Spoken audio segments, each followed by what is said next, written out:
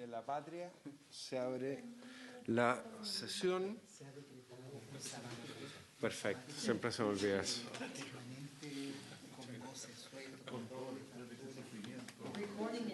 Me acuerdo, me voy ahora para que Álvaro vaya a dar cuenta una solución. Súper.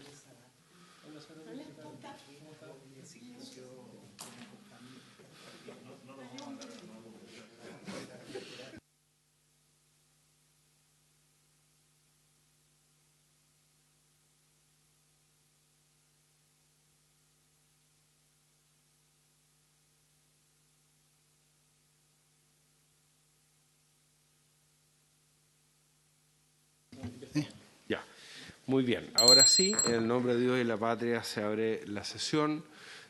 Muchas gracias a nuestras invitadas e invitados. Les pedimos disculpas, pero estábamos en una sesión que se está desarrollando en paralelo a esta sesión de la Comisión de Constitución del Senado para renovar el estado de excepción constitucional de emergencia en la macrozona sur, y algunos senadores están interviniendo.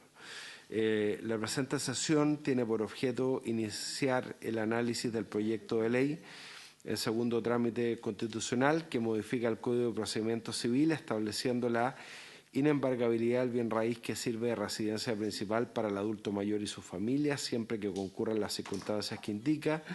Boletines número 8096-32 y 8128-32. Se encuentra presente el principal autor de la iniciativa, que es el senador miembro permanente de esta Comisión de Constitución, don Alfonso de Urresti. Vamos a saludar a nuestras invitadas e invitados. Está la directora nacional del CENAMA, señora Claudia Asmat, acompañada por la asesora jurídica, señora Tania Mora, de la Universidad de Valparaíso, la académica señora Romy Álvarez, de la Universidad Autónoma de Chile, el académico señor Sebastián Río, y de la Pontificia Universidad Católica de Valparaíso, el señor Raúl Núñez. Le ofrezco la palabra antes al señor secretario para que dé lectura a la cuenta. Gracias, señor presidente. Muy buenos días, sus señorías. Señor presidente, se han recibido en nuestra secretaría 3 comunicaciones. Son excusas para asistir a esta sesión de los profesores señora Pamela Prado y señores Cristian Maturana y Eduardo Kurt, quienes fueron especialmente invitados también, al igual que nuestros académicos que están presentes. Muchas gracias, señor secretario. Le ofrezco la palabra al senador Alfonso de Urresti. Gracias, presidente. Junto con saludar a los profesores y profesoras invitadas, yo creo que hay un error en los invitados. El académico Sebastián Ríos de la Universidad Austral de Chile, de Valdivia, para poder corregirlo en el acta. Sin perjuicio de eso, agradecer que tengamos la discusión de este proyecto, discutido, conversado con muchas organizaciones, especialmente de adulto mayor. Nos hemos enfrentado a decenas de situaciones que hay embargos de bienes de adultos mayores, productos de deudas de familiares, de nietos, de hijos, o a veces en una situación, en una relación de parentesco no tan directa, y sin perjuicio de la redacción del proyecto, es avanzar en una norma que permita preservar, como se hizo en un momento con el bien familiar o con otras figuras jurídicas que preservan la inembargabilidad, en definitiva el no privar de la propiedad a un adulto mayor en una situación por una deuda de un tercero. Vimos la situación particularmente de las cajas de compensación, por ejemplo, que de manera abusiva hicieron sujeto de crédito por descuento por planilla a los adultos mayores, y hemos visto ahí también situaciones muy aberrantes que terminan accionando en contra del adulto mayor.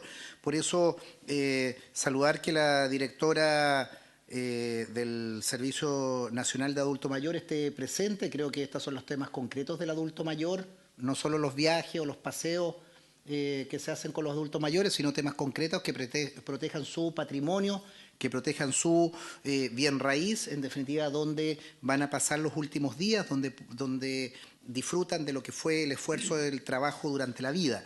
Entonces, saludar eso, poder escuchar a los invitados, pedir las excusas a los invitados, que nos vamos a sentar un momento porque estamos en este momento en sala del Senado votando la renovación del estado de excepción constitucional pero vamos a volver, pero es bueno que abramos el debate y también agradecer, presidente, que pongamos en discusión esto, que lo hemos conversado también, su preocupación por los adultos mayores, y creo que es un tema transversal de tener este instrumento, o tener una batería de instrumentos también para proteger la calidad de vida de los adultos mayores. Gracias, presidente.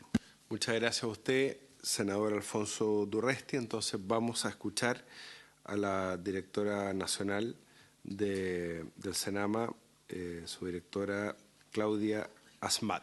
La escuchamos, Claudia. Muy buenos días.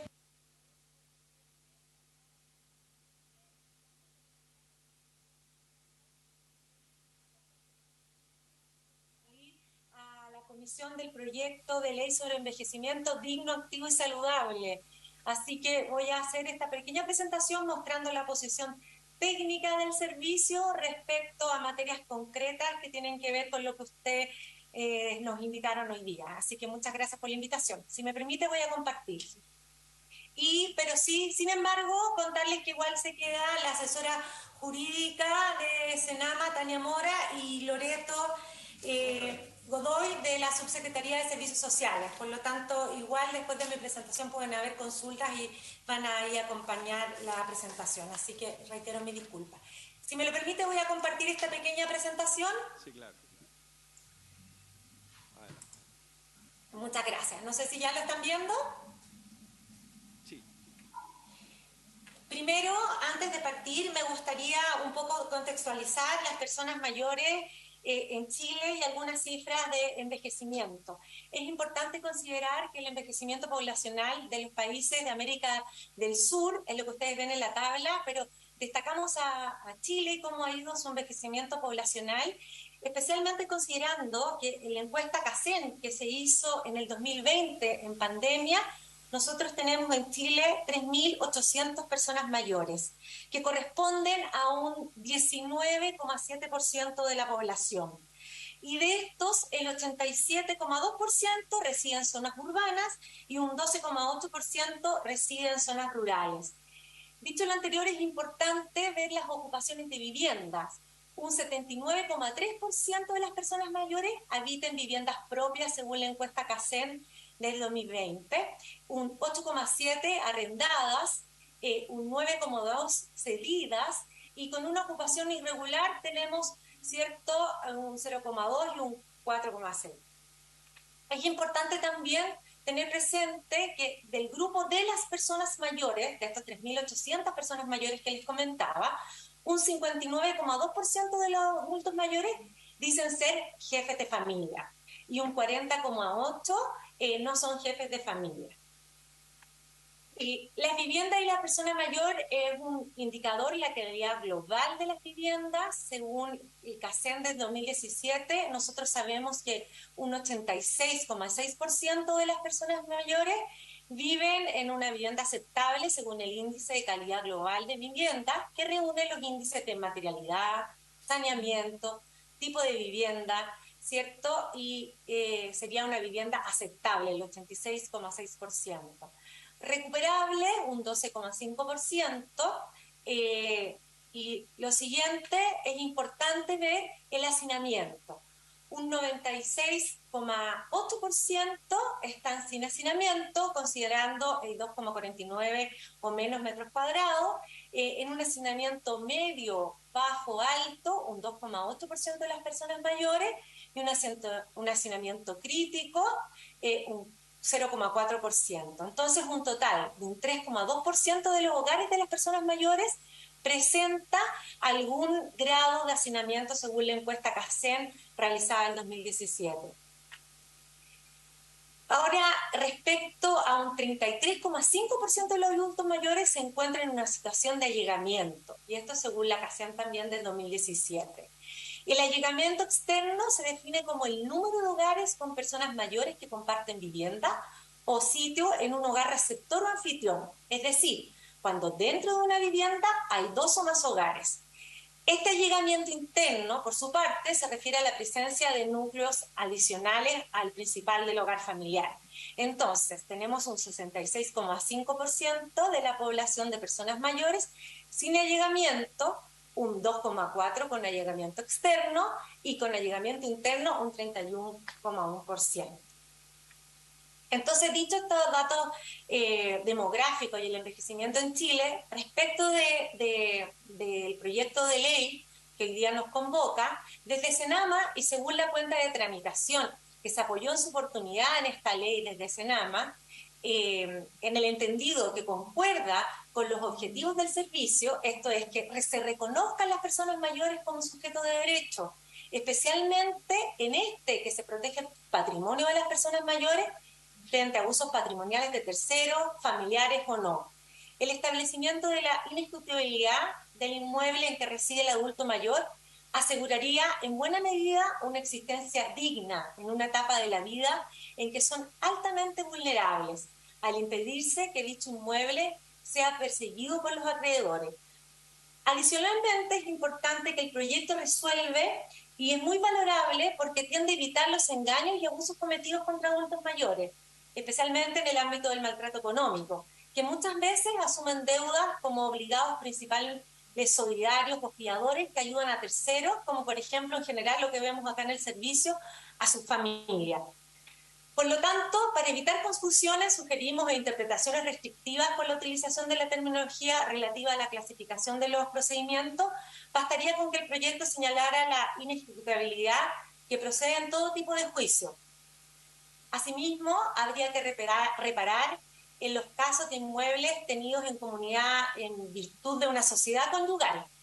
En rigor, al respectivo bien raíz no es de titularidad exclusiva de aquel cuyo nombre está inscrito, siéndolo de ambos cónyuges. Por esto es que el proyecto debería también apuntar a que la inejecutabilidad rige para este tipo de supuestos también, en que tenemos, ¿cierto?, dos personas mayores.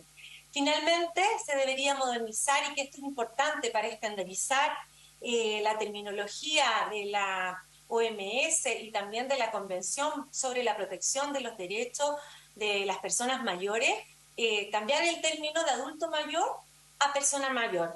Y esto de la mano, siguiendo con la Convención Interamericana sobre los Derechos de los Adultos Mayores, como me refería. Y solo para poder terminar, decirles que en conclusión, nosotros desde el Servicio Nacional del Adulto Mayor, ¿cierto? Y de acuerdo con lo que está conversado y analizado con el Ministerio de Desarrollo Social y Familia, resulta conveniente proteger el patrimonio de las personas mayores, sobre todo respecto de aquellos que se encuentran en situación de vulnerabilidad y que tienen un solo bien raíz, de acuerdo, ¿cierto?, a lo indicado en dicho proyecto de la ejecución de parte de los acreedores en los supuestos que establece este proyecto de ley.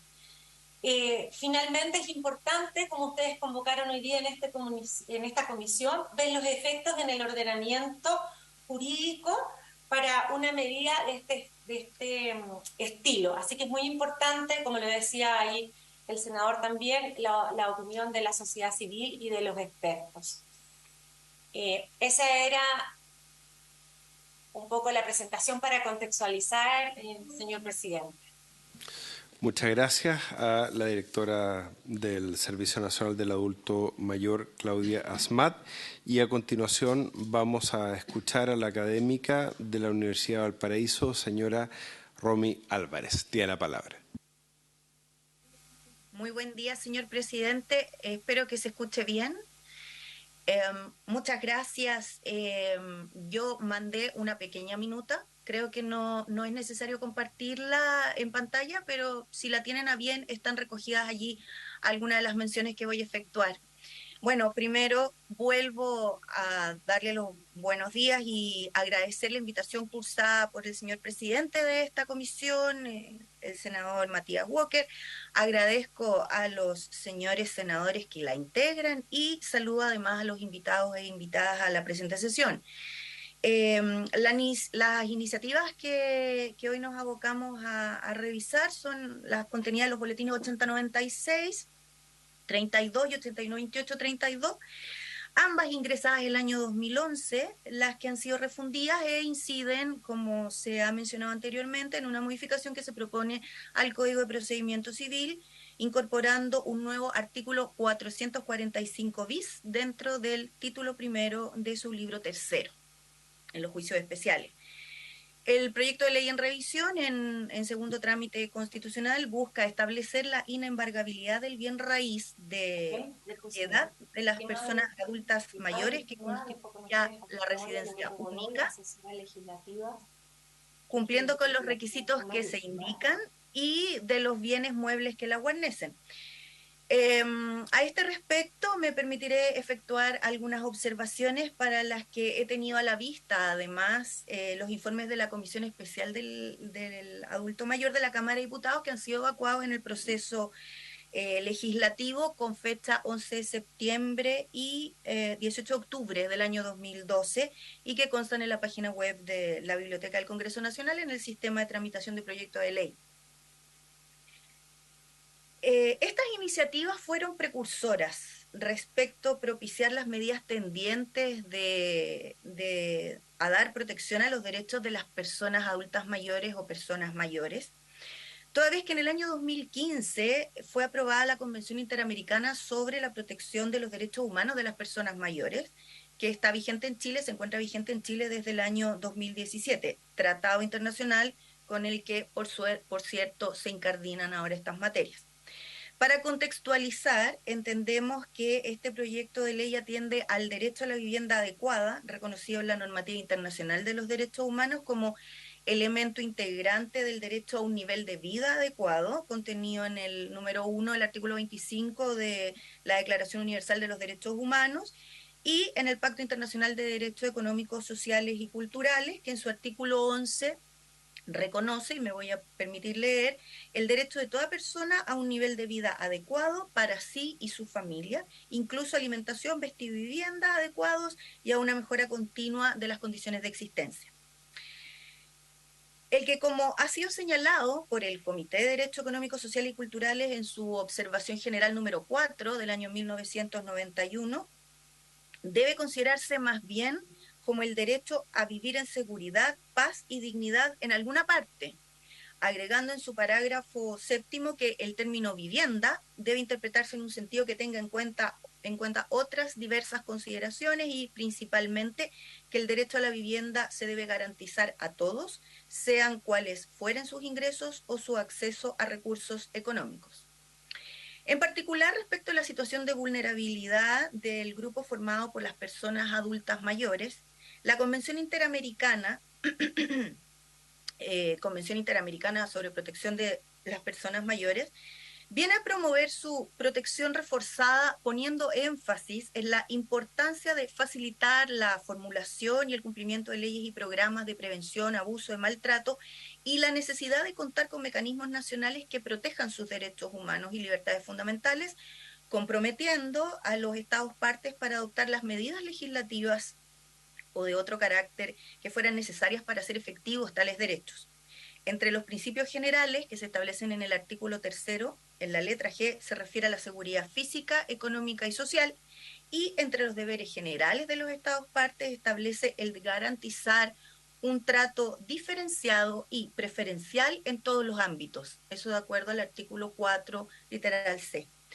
En lo referido a los derechos económicos, sociales y culturales pertenecientes a los derechos humanos de segunda generación, como lo es el derecho a la vivienda adecuada, la adopción de medidas necesarias a fin de lograr progresivamente y de conformidad con la legislación interna su plena efectividad, abordando específicamente en el artículo 24 el derecho a una vivienda digna y adecuada. En este contexto, resulta evidente que establecer el privilegio de la inembargabilidad como limitación a la responsabilidad patrimonial del deudor respecto de determinados bienes de propiedad de una persona mayor transita hacia la protección reforzada y el trato preferencial que comentamos, dotando de mayor efectividad sus derechos, circunscribiéndose además en general al marco de los intereses del deudor contra los efectos ruinosos, ¿no?, de la ejecución para una subsistencia digna, que ya está previsto en la situación, ¿no?, en el supuesto que está ahí recogido en el número 8 del artículo 445 del Código de Procedimiento Civil. Sin embargo, existen ciertos aspectos que me permitiré comentar respecto a la fórmula que se propone en este 445 bis propuesto, que forma parte de esta iniciativa legal. Primeramente, la utilización de los términos inejecutable e inejecutabilidad, señalarles que son ajenos a nuestro sistema jurídico y podría prestarse para oscuridad en su interpretación. Si bien al parecer se quiere atender a una idea general o más general que comprenda cualquier situación en la que se encuentre un deudor de este grupo de personas mayores, el tema es que sea a través de una sentencia dictada en un juicio ordinario que constituye título ejecutivo o en el procedimiento de ejecución mismo, cualquiera sea el título ejecutivo que le sirve de antecedente, el resultado va a ser el mismo, siendo el embargo la medida de apremio.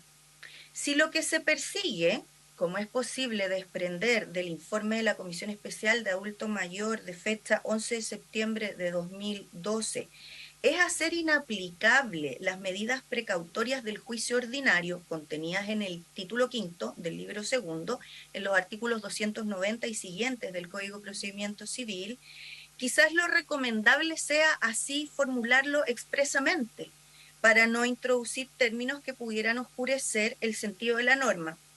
Cabría preguntarse qué se quiere significar con este término de inejecutabilidad en un sentido jurídico, técnico.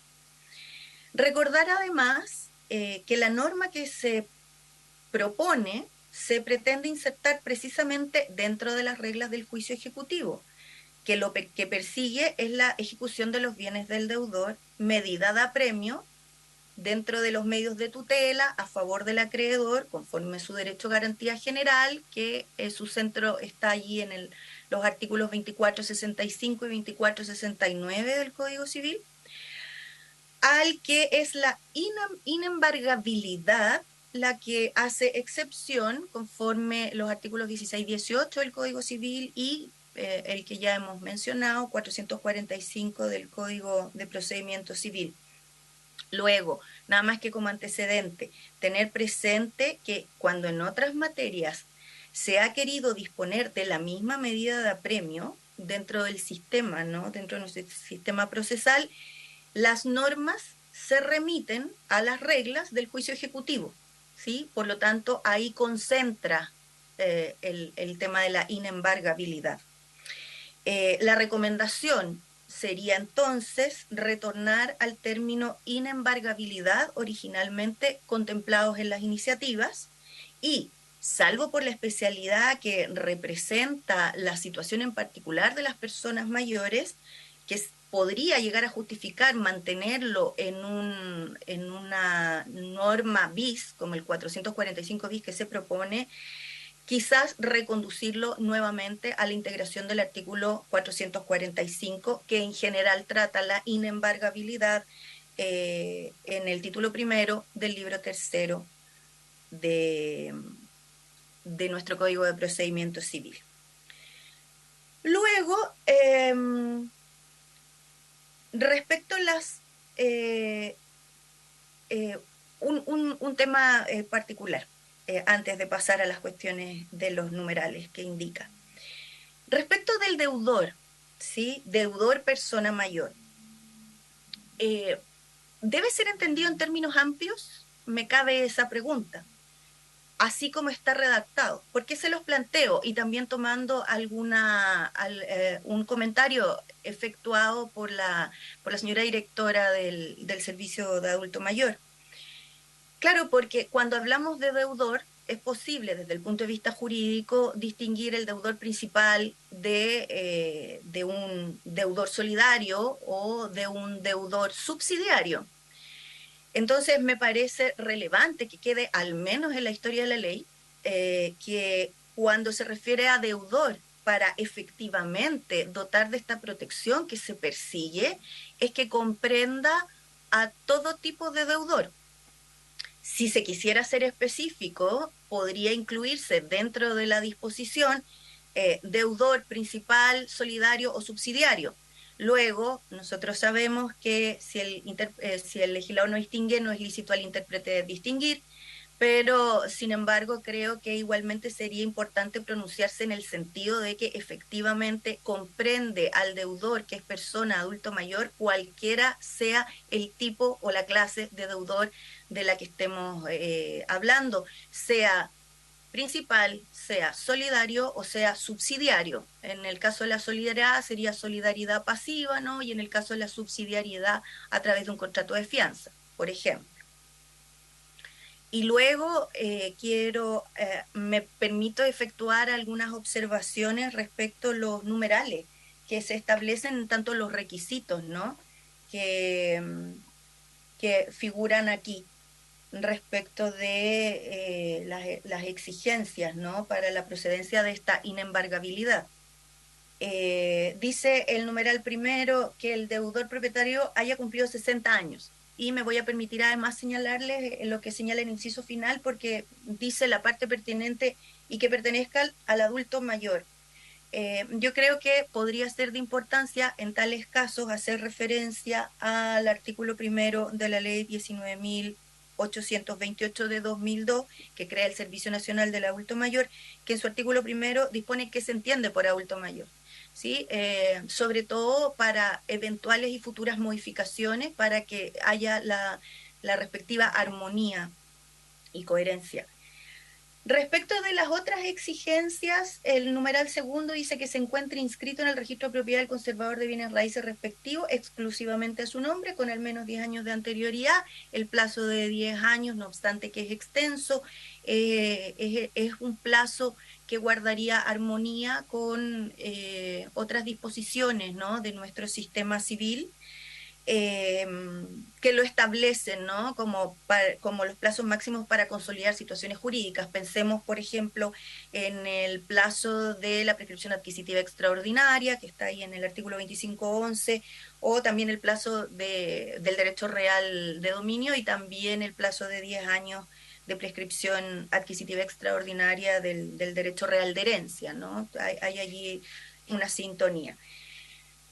Luego, el numeral quinto dice que la naturaleza de la acción que da origen a la ejecución no sea de carácter hipotecaria. Claro, y eso en el fondo yo entiendo que dice relación con la consideración del derecho real de hipoteca o de la hipoteca en tanto derecho real, ¿no? Del cual el acreedor es titular. Y el inmueble, entonces, que está afecto a este derecho real, no puede sustraerse el ejercicio de la acción hipotecaria. De acuerdo eso al artículo 24.24 del Código Civil en relación con el artículo 23.97. Sin embargo, sí constituiría una excepción al artículo 24.25, en tanto que al acreedor hipotecario le quedaría vedado dirigirse a través de una acción personal sobre los bienes no hipotecados, que miran en este caso fundamentalmente a los bienes muebles que guarnecen el inmueble a que hace referencia la disposición. Por último, respecto a aquellas situaciones en que el acreedor es el fisco, las cajas de previsión y demás organismos regidos por el Ministerio de la Vivienda y Urbanismo, que está en el inciso penúltimo, ¿no? De la disposición propuesta, solamente mencionar que en tal caso se sigue el mismo criterio y se ha adoptado aquí la misma regla que se dispone en el numeral octavo del artículo 445 actualmente vigente. Hasta aquí las observaciones que quería compartirles. Creo que el proyecto particularmente es valorable en torno a la protección reforzada y trato preferencial de las personas adultas mayores. Les agradezco y me quedo atenta a las consultas que pudieran surgir. Muy buen día. No, muchas gracias a usted, profesora Romy Álvarez, por su completa exposición. Después, si puede quedarse, vamos a hacerle algunas preguntas también. Vamos a escuchar al académico de la Universidad Austral de Valdivia, don Sebastián Ríos. Profesor, tiene la palabra. Muchas gracias, señor presidente, a usted y por su intermedio a los demás y los demás integrantes de la comisión, quienes me han honrado extendiéndome esta invitación. Mi exposición va a ser un poco más breve que lo previsto porque mis predecesores ya han abordado un par de tópicos que voy a abordar en lo que dice relación con este proyecto de ley sobre inembargabilidad o inejecutabilidad de ciertos bienes pertenecientes a personas adultas mayores. Esta materia de la inembargabilidad o de la inejecutabilidad de los bienes del deudor tiene una gran relevancia porque delimita el ámbito de acción de los acreedores en virtud de disposiciones legales, sustrayendo de su derecho de prenda general ciertos bienes del deudor porque o les son indispensables para su vida, o tienen un valor sentimental muy relevante, o en algunas ocasiones porque se ha permitido a los propios particulares darles ese carácter. Pero junto con realizar esta función, la que nos ocupa en este momento fundamentalmente es asegurar la vida o la dignidad de las personas adultas mayores, función que sustraer a la ejecución parecería más bien de carácter procesal, determina al mismo tiempo un aspecto que es muy relevante para las personas y particularmente en nuestra economía que está tan basada en el crédito, que es la capacidad de endeudamiento de las personas. Ciertamente que se pueden producir abusos y el senador Durresti recién los evocó al inicio en su presentación de exposición, de apertura, en calidad de coautor del proyecto de ley, pero es importante tener en consideración de que la inembargabilidad funciona como una espada de doble filo. Protege al mismo tiempo que limita. Protege un mínimo vital, fundamental, esencial, pero al mismo tiempo limita la capacidad de crédito de las y de los deudores. Con estas dos premisas en mente, voy a estructurar mi presentación en lo que sigue formulando, en primer lugar, ciertas observaciones generales, técnicas al proyecto. Luego me referiré al problema de la inembargabilidad o inejecutabilidad de los bienes raíces y terminaré en un tercer tiempo refiriéndome a los bienes muebles.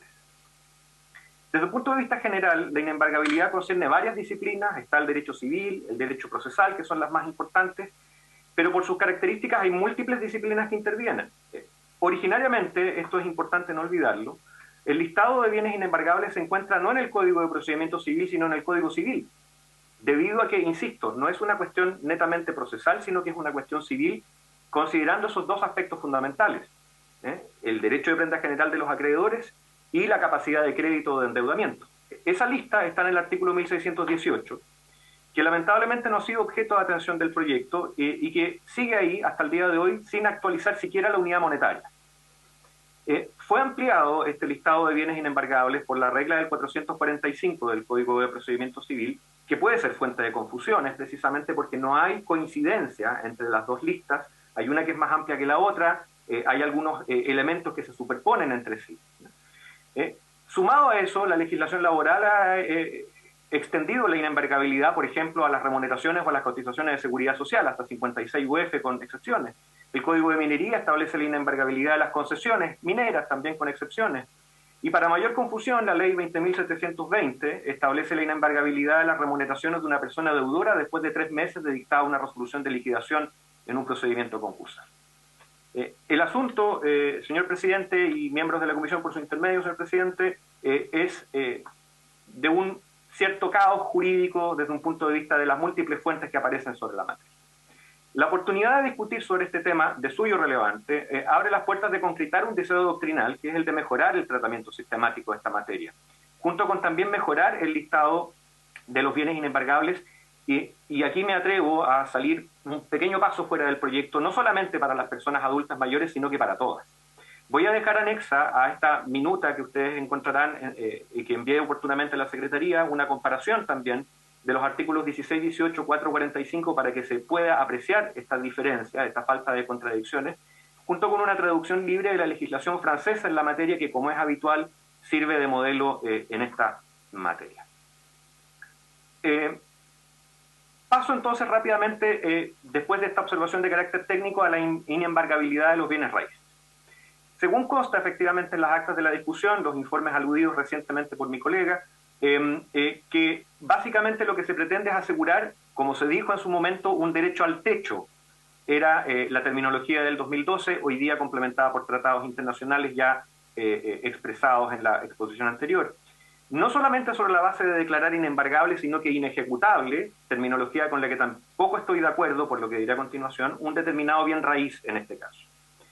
En este sentido, el fundamento es la protección a una persona adulta, propietaria de un bien raíz, para asegurarle, dice el informe respectivo, condiciones mínimas de vida al deudor invocando razones de dignidad. Pero, por supuesto, restringiendo la aplicación de este beneficio al cumplimiento de varias condiciones copulativas que preservan la capacidad de crédito del deudor. Me voy a referir entonces, a propósito de los bienes raíces, en primer lugar al fundamento del proyecto y luego revisaré las condiciones o requisitos. Sobre el fundamento, la idea parece a todas luces adecuada. Si bien las acreedoras o los acreedores podrían iniciar ejecuciones contra personas adultas mayores, no van a poder ejecutar o no van a poder embargar, digamos, estos bienes. El bien, dice la ley, residencia única para el deudor, dándole la tranquilidad de no verse expuesto a perder su dominio en una etapa tan difícil de su vida. Pero al mismo tiempo es necesario reconocer de que se trata también de una medida de corte paternalista que, sin los contrapesos necesarios, puede causar un efecto indeseable. Al declararse inembargables, los eventuales acreedores de la persona adulta mayor no considerarán dichos bienes para efectos de evaluar su capacidad de endeudamiento, la que por este hecho se va a ver reducida. Afortunadamente, este último efecto se ve en parte compensado con la excepción recientemente aludida del número 5 del artículo 445 bis propuesto, que no hace aplicable la inejecutabilidad, digamos, a las ejecuciones hipotecarias. Y esto sin distinguir si el crédito hipotecario sirvió para la adquisición del bien en cuestión o, por ejemplo, para el pago de un mutuo contraído para los efectos de, como se ha dicho recientemente, sufragar los gastos de una enfermedad, apuros económicos, ayudar a un familiar, etcétera, ¿no? Por ende, afortunadamente, la capacidad de endeudamiento no baja necesariamente, pero sí, lo que sí se ve afectado es el costo del crédito, ¿no? Porque la constitución de una hipoteca, todos lo sabemos, es onerosa y además fundamentalmente porque es lenta. Los bancos demorarán bastante tiempo, 2, 3 semanas, a veces un mes, en realizar el estudio de títulos y dar la luz verde para la liberación de los fondos. Y ya sabemos que para las personas mayores, el activo más apreciado es el tiempo. Resuelto el tema del fundamento, que insisto, parece a todas luces apropiado y tiene un contrapeso adecuado, digamos, podemos apreciar a continuación los requisitos o las condiciones que deben concurrir en la actual redacción del 445 bis propuesto. En primer lugar, se hace alusión al carácter de residencia única del deudor o de la deudora. ¿Sería mejor decir residencia principal? Eso se descartó en su momento en la discusión en la Cámara de Diputados y Diputadas, básicamente porque dijeron, bueno, este es el lenguaje de los bienes familiares. Y en realidad las instituciones de los bienes familiares, como fue concebida originariamente en derecho comparado, parece bastante razonable utilizarla acá, fundamentalmente. ¿Por qué? Porque en derecho comparado los bienes familiares son verdaderamente una hipótesis de inembargabilidad, más que simplemente una hipótesis de restricción a la enajenación por la vía de solicitarle el consentimiento al cónyuge no propietario.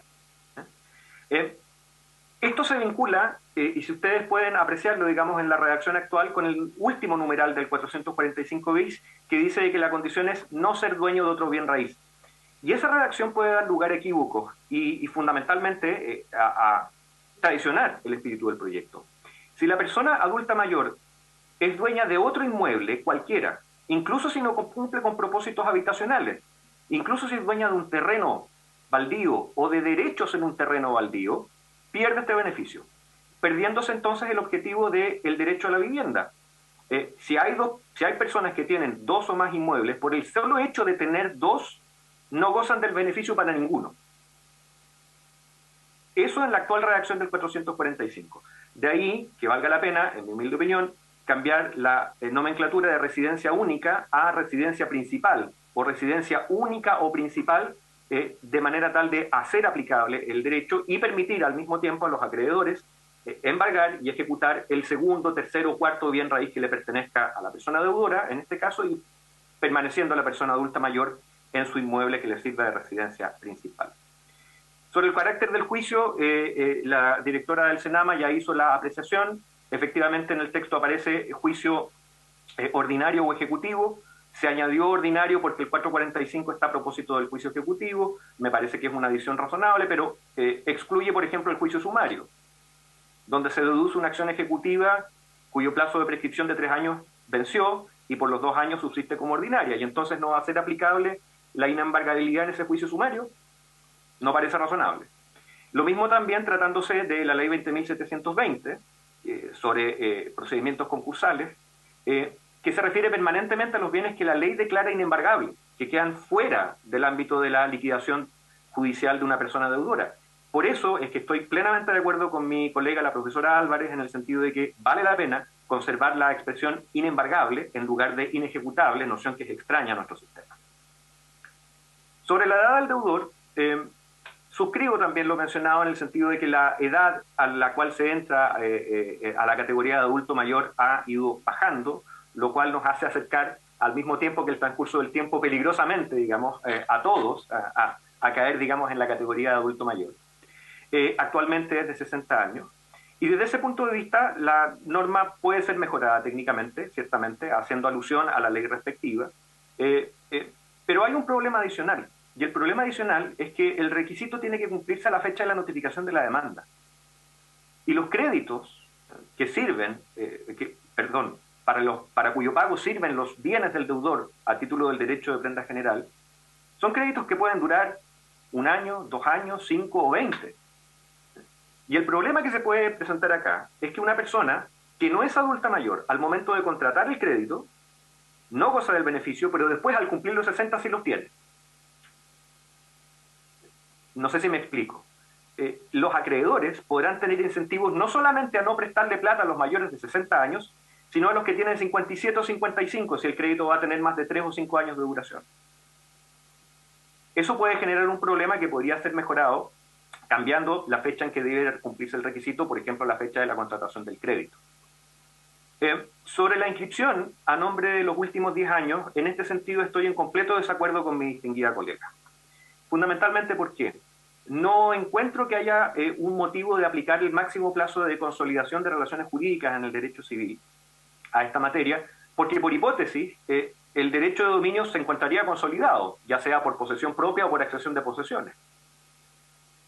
El plazo de 10 años también deja de lado una circunstancia que es muy frecuente tratándose de los adultos mayores, ¿no? Muchas veces ocurre que las personas adultas mayores, poco tiempo después de jubilar, por ejemplo, hoy día más cerca de los 70 que de los 65 o de los 60 años, venden su bien raíz para comprar otro, más pequeño, más fácil de mantener, mejor ubicado o en otra ciudad.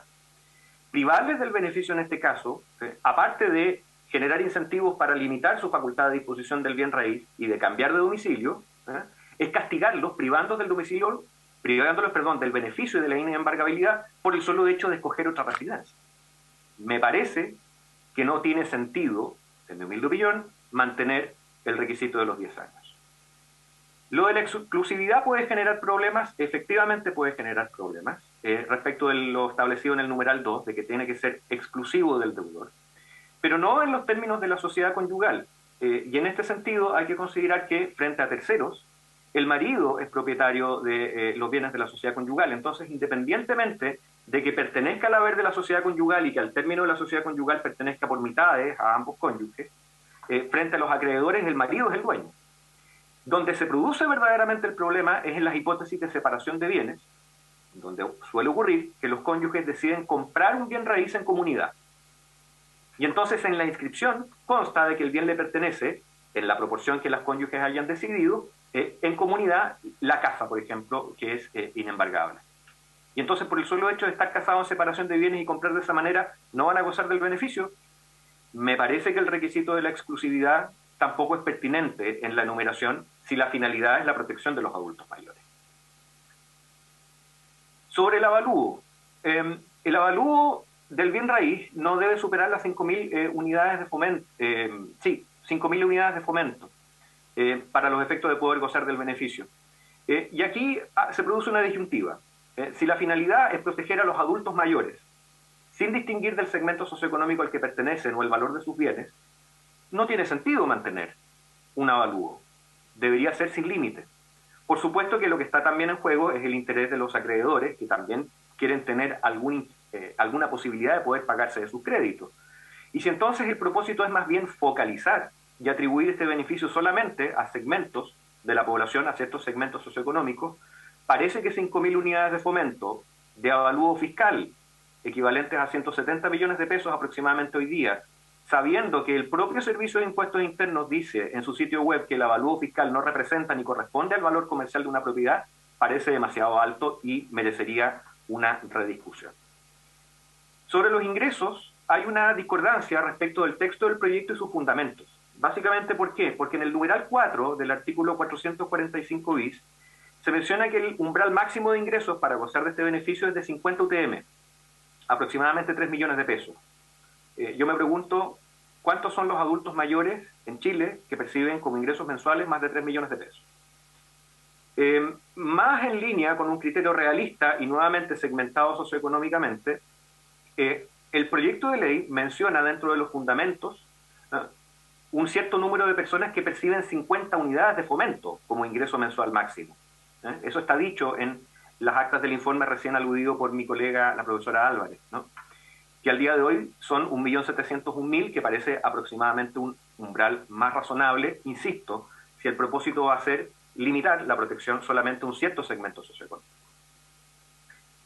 Finalmente, desde el punto de vista de los requisitos, la excepción planteada en el inciso segundo, a propósito del fisco y otras instituciones que no se ven afectados por la inembargabilidad, también parece razonable y en concordancia con lo establecido en el numeral 8 del 445. Terminadas brevemente estas observaciones sobre los bienes inmuebles, paso rápidamente a los muebles. Aquí ya no rige la lógica simplemente del derecho al techo o a la vivienda, sino simplemente de la mantención de los bienes en el poder del deudor para asegurar su subsistencia mínima o su dignidad. En el proyecto originario se consideraba todos los bienes muebles sin distinción. Me parece que limitarlo a los que guarnecen una vivienda es mucho más razonable. No vamos a permitir que sean inembargables la colección de autos, las acciones, digamos, o las obras valiosas, digamos, que consten en poder y que no guarnecen y que no sean verdaderamente necesarias para la vida, digamos, de una persona, ¿no? Sin embargo, aún así planteado, el proyecto no contempla la hipótesis, que sí ocurre en derecho comparado, de ciertos bienes que guarnecen el hogar que pueden tener un alto valor. No es lo mismo la vajilla del diario que la vajilla de plata, ¿no es cierto? Por poner un ejemplo. Se podrá decir que se tratan de situaciones más bien marginales, pero es importante preverlo. En derecho comparado a veces se establece la inembargabilidad de todos los bienes muebles de una persona hasta un cierto monto, hasta un cierto umbral. Quizás en esta parte, y aquí me permito, insisto, poner un pie un poquito fuera del proyecto, convendría ampliar la lista de los bienes inembargables, pero con alcance general. Si de lo que se trata es garantizar la dignidad y la subsistencia de las personas en general. Así, por ejemplo, en el derecho francés son inembargables, cosa que no está mencionada, todo esto no está mencionado en nuestro ordenamiento y nos puede causar sorpresa, los objetos indispensables para las personas discapacitadas o destinados a los cuidados de las personas enfermas. Disposición que parece particularmente atingente tratándose de las personas mayores. Los aparatos necesarios para la calefacción. De acuerdo con nuestra legislación, el combustible por 3 meses es inembargable, pero no los aparatos. O sea que usted le puede embargar la estufa, la combustión lenta o el calentador eléctrico, digamos, a un adulto mayor. La mesa y las sillas que permiten para comer en común. Estamos hablando de vida comunitaria mínima. Tomar una comida, tomar un almuerzo y una cena en común, sentados todos a la mesa.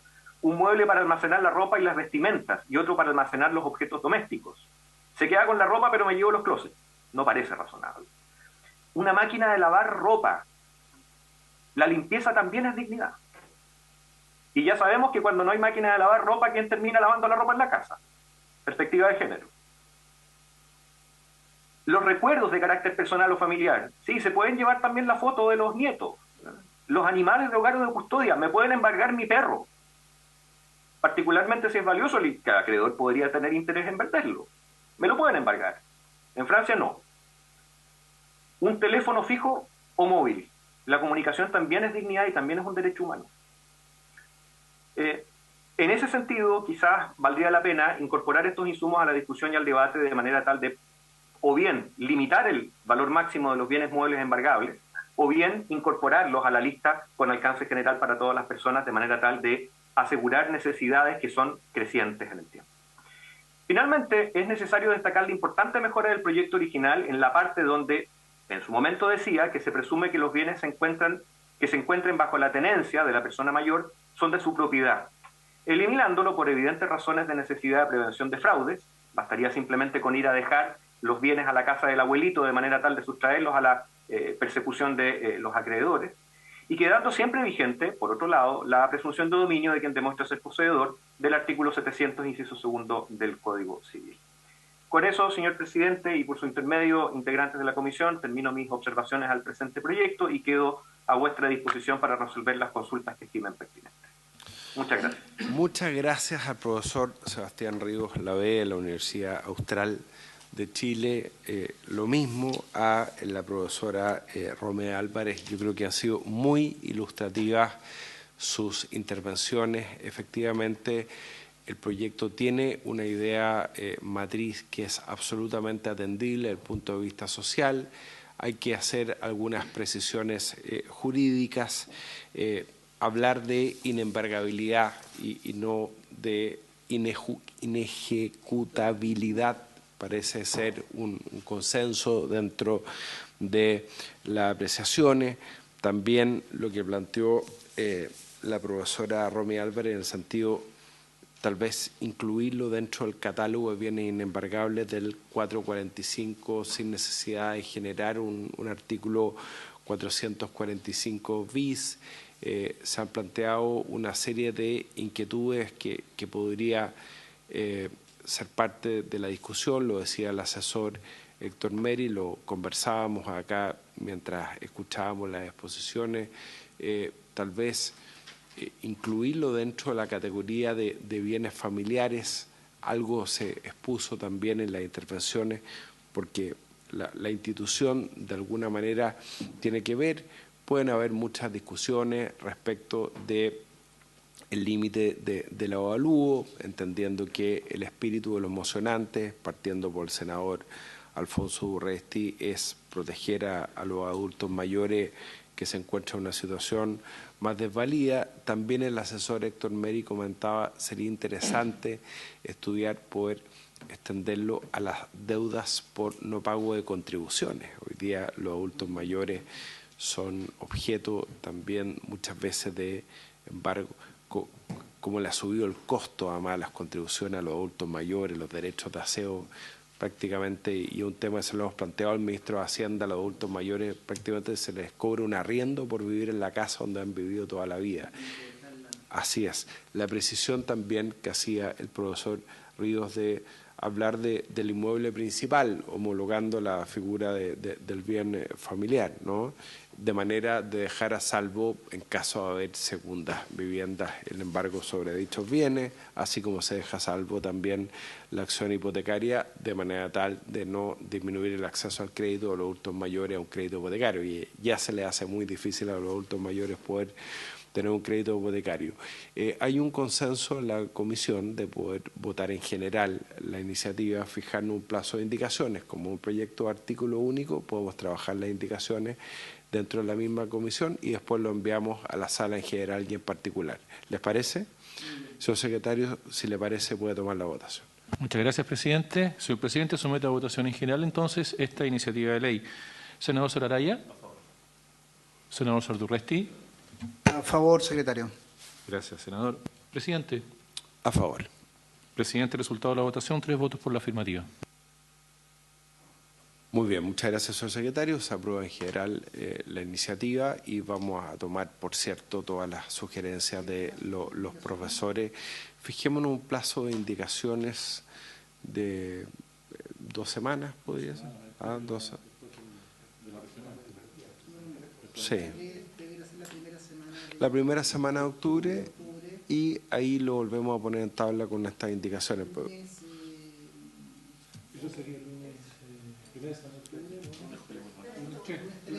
Lunes 3. Así se adopta el acuerdo. Senador Durresti. Presidente, junto con agradecer el respaldo al proyecto y la opinión de los profesores, estuvimos interviniendo en la sala, pero tenemos las minutas y hemos podido escuchar parcialmente las intervenciones. Creo que los elementos que han adicionado van en la línea correcta. A mí me gustaría que pudiéramos contar con los profesores, tal vez hacer un chat de información.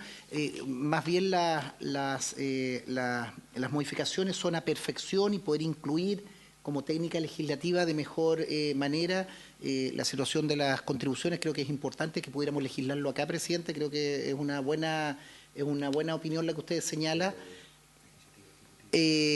Claro, sin perjuicio que pudiera ser iniciativa del Ejecutivo, pero poder plantearlo o al menos sacar la información. Tal vez, presidente, lo que podríamos hacer es hablar con la directora del Servicio de Menores, de Adulto Mayor, para ver ese patrocinio. Yo creo, mire, un proyecto que es perfecto, es muy difícil, a veces lo prolongamos. Si por lo menos con esto evitamos que se le ejecute el bien principal, que también es un buen elemento, que no sea un subterfugio para eludir la ejecución, yo creo que avanzamos. Pongámonos de acuerdo con eso y que nos ayuden los profesores también en clave de indicación, poder traducir lo que ustedes han argumentado en esta exposición. Y agradecer el respaldo, presidente, y la votación unánime de esta iniciativa.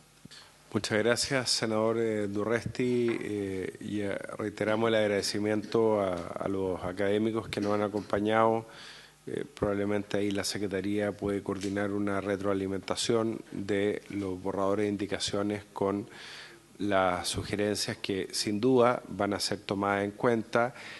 Vamos con el senador Durresti a conversar con la ministra secretaria general de la Presidencia, Analía Uriarte, y también con la subsecretaria Macarena Lobo, a fin de que el Ejecutivo pueda estudiar, poder introducir una iniciativa en lo que dice relación con las deudas por el impuesto territorial. Senador. Presidente, una muy buena sugerencia que nos hacía nuestros asesores de poder oficiar a la Comisión de Mercado Financiero para ver cuál es el monto de endeudamiento de adultos mayores, que ahí también pudiéramos precisar, ahí si nos ayuda en la Secretaría para poder precisar eso y tener el universo de adultos mayores que se encuentran en esta situación. Creo que son elementos que nos permiten dimensionar la amplitud de esta medida.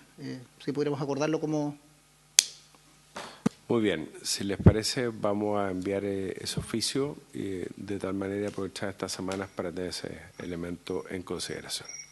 Así se acuerda. Por haberse cumplido el objeto de la sesión se levanta. Muchas gracias.